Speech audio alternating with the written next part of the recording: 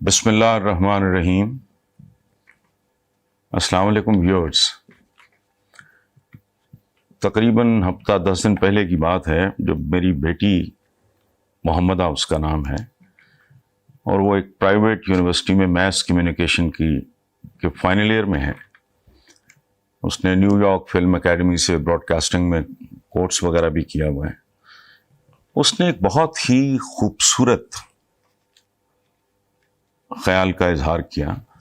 اس نے مجھ سے کہا کہ بابا، ہم مسلمان تو حضور سے محبت، عقیدت، ہماری تو زندگی یہ ہے ان سے محبت کے گرد گھومتی ہے، لیکن ہمیں اپنے ویورز کو یہ بتانا چاہیے کہ مغرب کے جو لوگ ہیں، نان مسلمز، اور مغرب کے جو مشاہیر ہیں، مفکر ہیں، مورخ ہیں، دانشور ہیں، ان کے جو انٹلیکچوئلز ہیں، انہوں نے ہمارے حضور کے بارے میں جو کچھ کہا ہے، تو کیا یہ مناسب نہیں ہوگا کہ رمضان المبارک میں آپ اپنے ویورز کے ساتھ یہ ایک بہت خوبصورت اور انوکھا اور بہت انسپائر کر دینے والا پروگرام ہوگا؟ تو میں نے اس سے کہا، بیٹا یہ چیلنج ہے، وہ کم از کم 10-15 بندے اس طرح کے ڈھونڈنا، کوئی ریسرچ وغیرہ، کوئی نیٹ پہ بیٹھو، کوئی گوگل، واٹ ایور، مجھے تو یہ کام نہیں آتا۔ تو محمدہ نے 15-16 مشاہیر، اچھا میں ان میں سے 2-3 کو میں پڑھ چکا تھا، پرنگل کینیڈی کو پڑھ چکا تھا، اور یہ جو ہارٹ ہے، یہ ان کا ہے 100، وہ ترجمہ بھی ہوا اس کا، 100 گریٹ مین، دی 100 ہے کتاب کا نام۔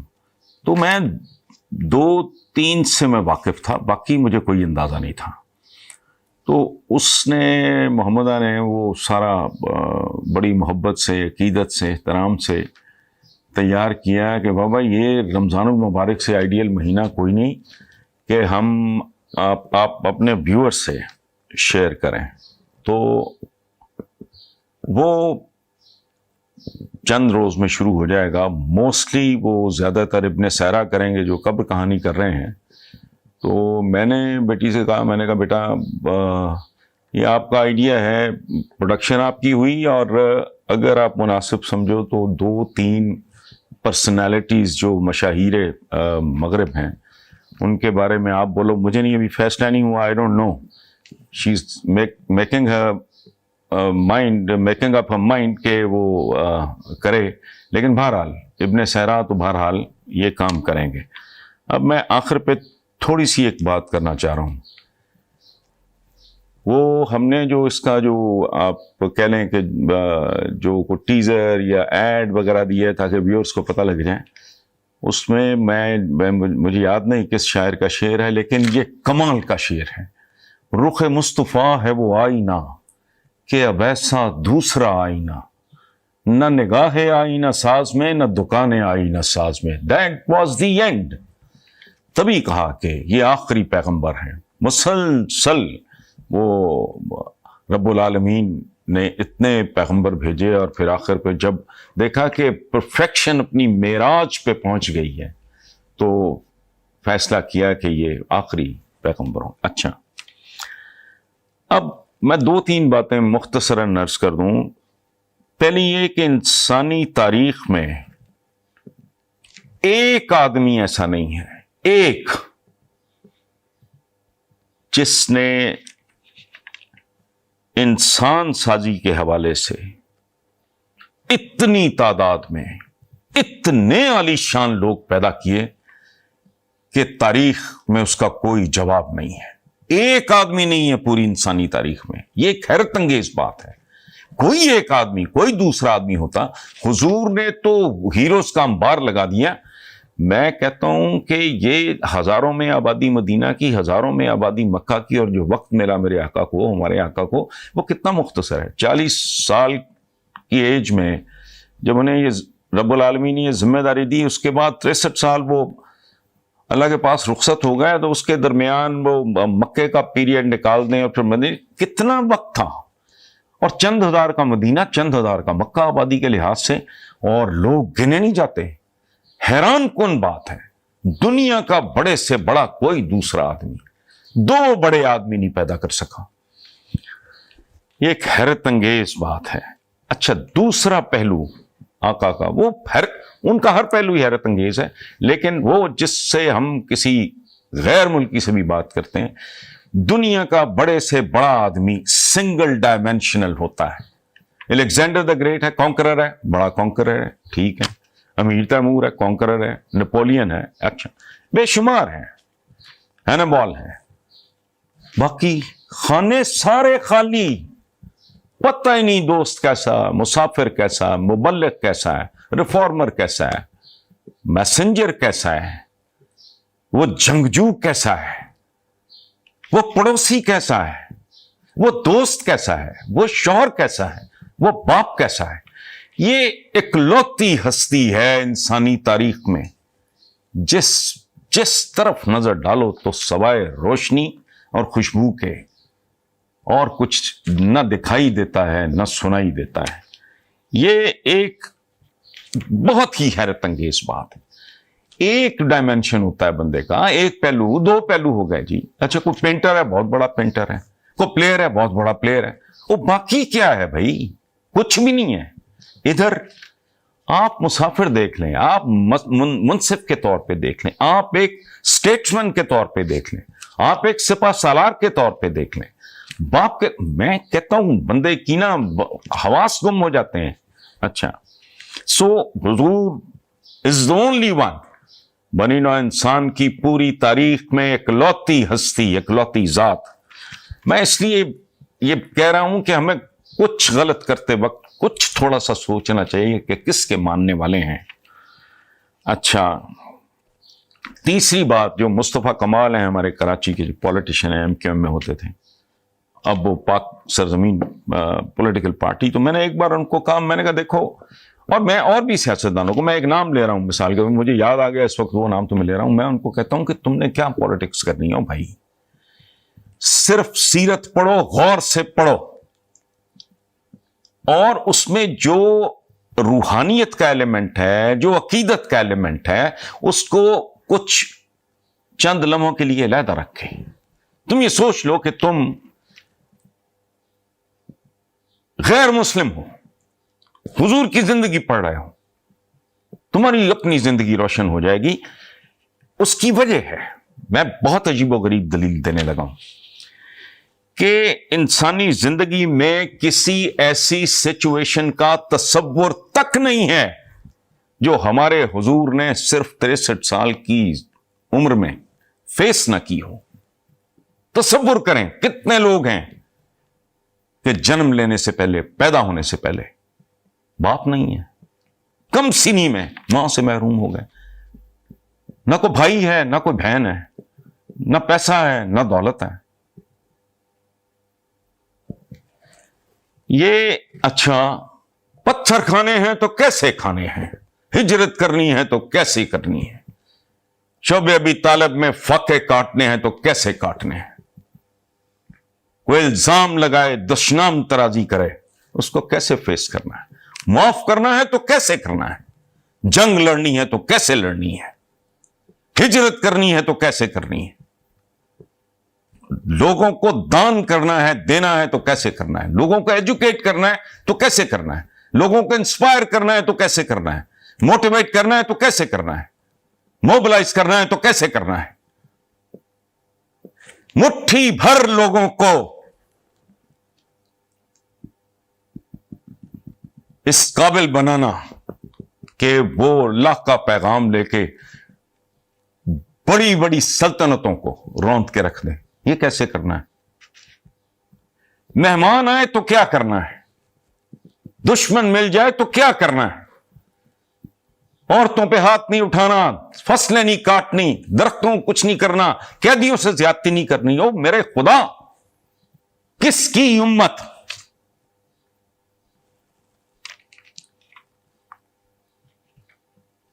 یہ میرا انداز شاید جذباتی ہو، ان میں سے کوئی ایک بات ہے جسے کوئی چیلنج کر سکتا ہے.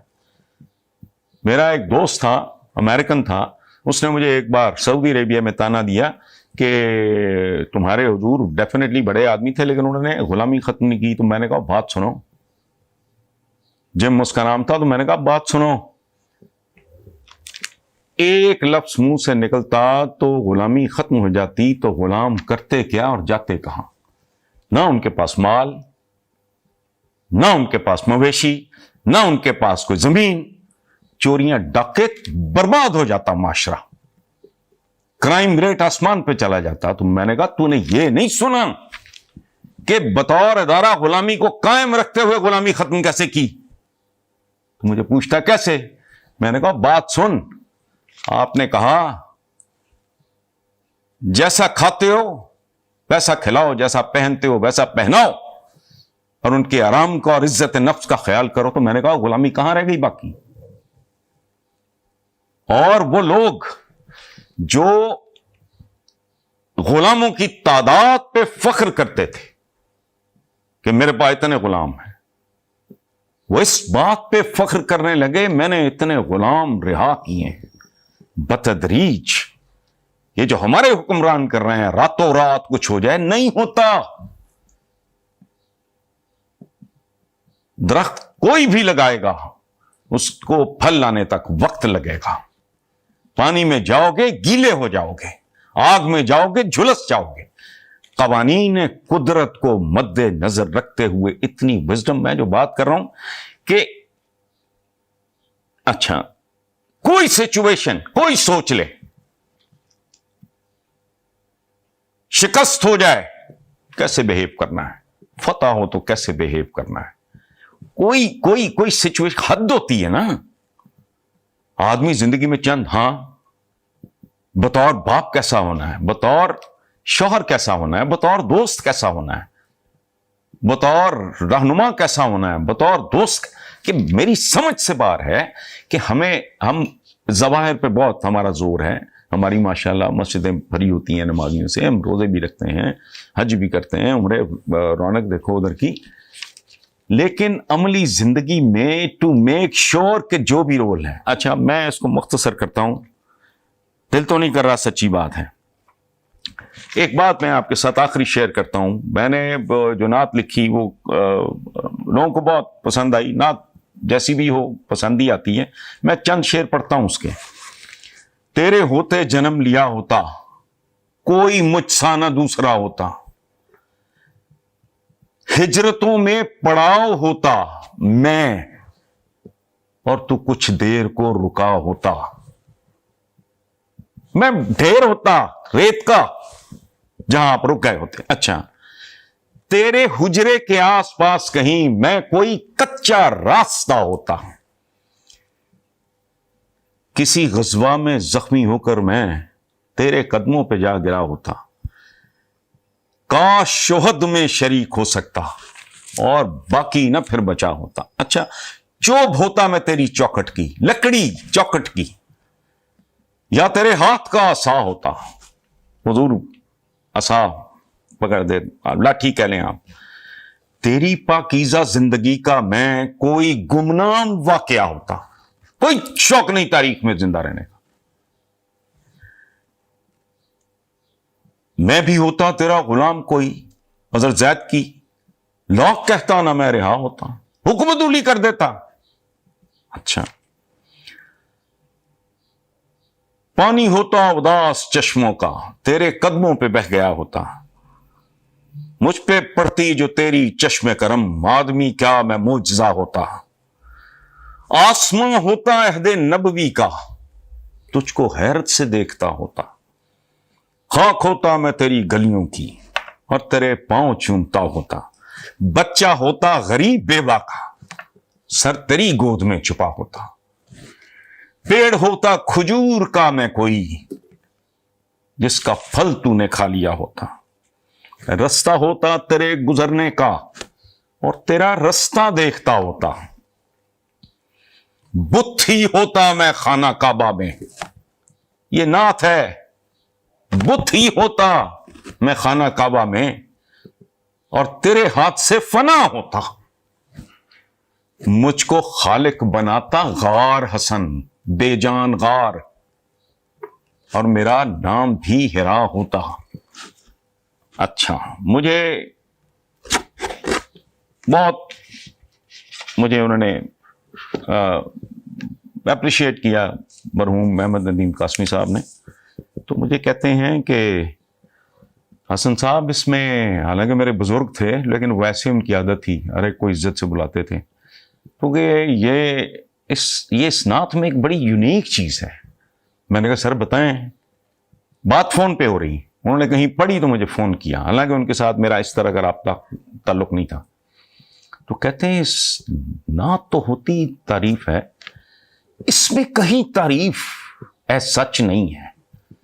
کبھی آپ لکڑی بننا چاہ رہے ہو، کبھی آپ پیڑ بننا چاہ رہے ہو، کبھی کچا رستہ بننا چاہ رہے ہو، کبھی وہ چشمے کا پانی بننا چاہ رہے ہو جو، اچھا کبھی آپ بت بننا چاہ رہے ہو. تو یہ عجیب سی، یہ بڑی خوبصورت بڑی حسین نعت ہے، لیکن یہ بڑا عجیب اس کا پہلو ہے. تو میں نے ایک بات عرض کی، میں نے کہا قاسمی صاحب، دنیا کی کسی زبان میں کوئی ایک لفظ ہو جو حضور کی ہستی کے کسی ایک پہلو کی تعریف کا حق ادا کر سکے، مجھ میں ہمت نہیں ہے. ایک بے بسی کا عالم ہے، دل تو کرتا ہے میں کیا کہوں، بہت خوبصورت تھے آپ کے اخلاق، بہت بلند تھے. میں نے بلند اخلاق والے لوگ دیکھے، آپ غنی تھے، آپ سخی تھے، آپ رحمت کا سمبل تھے. بس میں نے کہا جی کافی. آپ ذہانت کی معراج پہ تھے، کافی. میں سچی بات ہے، رب معاف کرنے والا ہے، انما الاعمال بالنیات. مجھے تو گلا ہے رب سے ایک بات پہ، کچھ کسی چیز پہ نہیں. زندگی میں دکھ سکھ اونچ نیچ سب کچھ دیکھا، کوئی گلا، کوئی شکوہ، کوئی شکایت نہیں، سوائے ایک ہے کہ رب العالمین ایسا کیا گناہ تھا کہ ہمیں ان زمانوں اور ان زمینوں پہ پیدا کیا. کسی جانور کی، درخت کی، گھر کی چوکھٹ کی، کسی رستے کی شکل میں اس زمانے میں کر دیتے. تو بہرحال میں کچھ زیادہ بول گیا ہوں. یہ پروگرام ہم حضور کی شان میں مشاہیر مغرب نے، ہندوؤں نے بڑا خوبصورت، سکھوں نے بڑا خوبصورت خراج تحسین پیش. میرے ایک دوست ہیں مسیحی، نذیر کیسر، بڑے خوبصورت شاعر ہیں. ان کا ایک شعر میں یاد آ گیا،